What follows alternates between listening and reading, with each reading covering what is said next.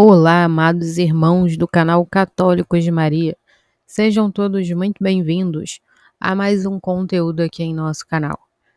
O que realmente está acontecendo com o Papa Francisco? Por que o Vaticano ficou em silêncio por 24 horas sobre sua saúde? Nos últimos dias, a internet foi tomada por informações desencontradas, gerando pânico entre os fiéis. Mas agora tudo foi revelado e você precisa saber a verdade. Tudo começou há 21 dias, quando o Vaticano confirmou que o Papa Francisco foi internado devido a uma grave crise de bronquite. Aos 87 anos, essa não é a primeira vez que sua saúde gera preocupação. Mas desta vez, algo parecia diferente. O silêncio inicial e a falta de detalhes sobre o seu estado despertaram um misto de apreensão e especulação entre os fiéis. A verdade é que qualquer problema de saúde envolvendo o Papa sempre se torna um assunto global. E não é para menos. Estamos falando do líder espiritual de mais de 1 bilhão de católicos no mundo. Seu papel na igreja é crucial, e sua ausência ou fragilidade impacta diretamente não apenas a hierarquia eclesiástica, mas a própria fé de muitos fiéis. Agora sejamos sinceros. Vivemos em um tempo onde qualquer notícia ganha proporções gigantescas em questão de minutos. O Papa foi internado e antes mesmo que o Vaticano desse qualquer informação oficial, a internet já estava tomada por teorias e previsões alarmantes. Alguns diziam que a situação era irreversível, outros já falavam até sobre um possível conclave. Mas a pergunta que fica é: por que tantas pessoas parecem ansiosas para o pior? O que aconteceu a seguir mostrou que a pressa em divulgar notícias, especialmente quando falamos da saúde de uma das figuras mais importantes do mundo, pode causar mais desinformação do que esclarecimento. E foi exatamente aí que começou o verdadeiro caos. Com o silêncio do Vaticano, a internet se tornou um campo fértil para especulações, manchetes sensacionalistas e até notícias completamente falsas. Em poucos minutos, grupos de WhatsApp, redes sociais e até sites de notícias começaram a divulgar informações desencontradas. Alguns diziam que o Papa estava em estado crítico, outros afirmavam que ele já não conseguia mais falar. Teve até quem espalhasse boato de que um conclave secreto estava sendo preparado. E o pior, muitos acreditaram nessas informações sem nem sequer conferir a fonte. Aqui entra um problema sério no nosso tempo. A velocidade das redes sociais faz com que as pessoas compartilhem qualquer coisa sem pensar. Não importa se é verdade ou não, se tem comprovação ou se a fonte é confiável. O que importa é ser o primeiro a informar, ou melhor, a espalhar. Mas sejamos francos, será que essa pressa para noticiar não revela um certo desejo de ver o pior acontecer? Parece que há uma ânsia de criar pânico, de alimentar teorias da conspiração e até de ver o fim de um pontificado antes da hora. Isso não é apenas irresponsável, mas também cruel. O mais absurdo é que, enquanto os boatos se espalham como fogo em palha seca, o Vaticano permanecia discreto. Nenhum boletim oficial era divulgado, e isso só piorava a situação. Para muitos, o silêncio significava que algo muito grave estava sendo escondido. Mas a verdade, como sempre, era bem diferente. Enquanto a internet fervia com especulações e manchetes alarmistas, o Vaticano finalmente quebrou o silêncio e divulgou um boletim médico oficial sobre o estado de saúde do Papa Francisco. E foi aí que muitas pessoas perceberam que boa parte do que estava circulando nas redes não passava de exagero ou pura desinformação. O comunicado da sala de imprensa do Vaticano foi claro: o Papa Francisco havia, sim, enfrentado uma grave crise de bronquite, mas estava respondendo bem ao tratamento com antibióticos e apresentava uma melhora significativa. O tom do boletim era de cautela, mas também de tranquilidade. Não havia menção a nenhuma piora súbita, nem qualquer indicativo de que o quadro era tão desesperador quanto algumas fake news fizeram parecer. Mas aqui entra um detalhe importante. O Vaticano também anunciou que, devido à melhora do Papa, os boletins médicos sobre seu estado de saúde seriam suspensos por 24 horas. E foi justamente essa decisão que reacendeu a confusão. Afinal, por que interromper as atualizações num momento tão delicado?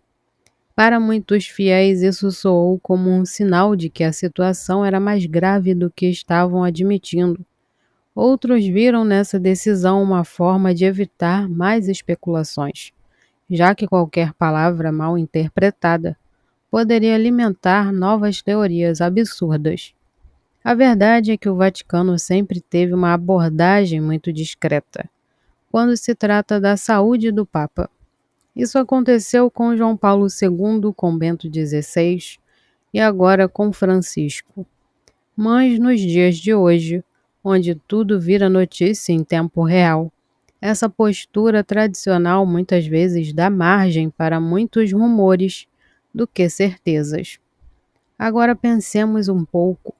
Será que o problema está apenas no Vaticano ou também na maneira como as pessoas consomem e espalham informações? Muitos não esperaram nem meia hora para tirar suas próprias conclusões e criar pânico. E quando a verdade veio à tona, poucos se preocuparam em corrigir as inverdades que já tinham espalhado. No fim das contas, essa situação nos ensina duas coisas importantes. Primeiro, que a internet pode ser uma ferramenta poderosa para informar, mas também para desinformar. E o segundo, que a fé dos católicos não pode estar condicionada ao que dizem as manchetes. Se há algo que realmente devemos fazer diante da fragilidade da saúde do Papa, não é alimentar o caos, mas intensificar nossas orações, porque no final é isso que realmente importa.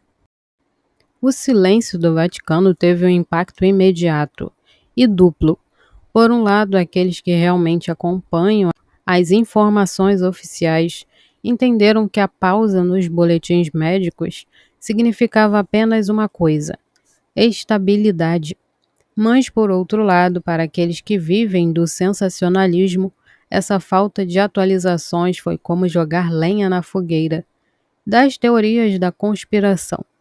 Muitos portais de notícias começaram a especular: será que a situação é mais grave do que dizem? Estariam escondendo algo? O Papa realmente está melhor ou apenas sendo mantido sob sigilo? E assim, mais uma vez, a internet se encheu de suposições e manchetes alarmantes. Aqui eu me pergunto: será que perdemos a capacidade de confiar nas informações oficiais? O que leva tantas pessoas a acreditar mais em postagens aleatórias do que em comunicados da própria Santa Sé? Parece que nos dias de hoje, a verdade perdeu força diante daquilo que gera mais impacto emocional. Mas vamos refletir um pouco. Qual seria o interesse do Vaticano em esconder algo? O Papa Francisco sempre foi uma figura transparente sobre a sua saúde. Sempre que passou por dificuldades médicas, a Igreja informou o essencial, sem sensacionalismo e sem alimentar o pânico.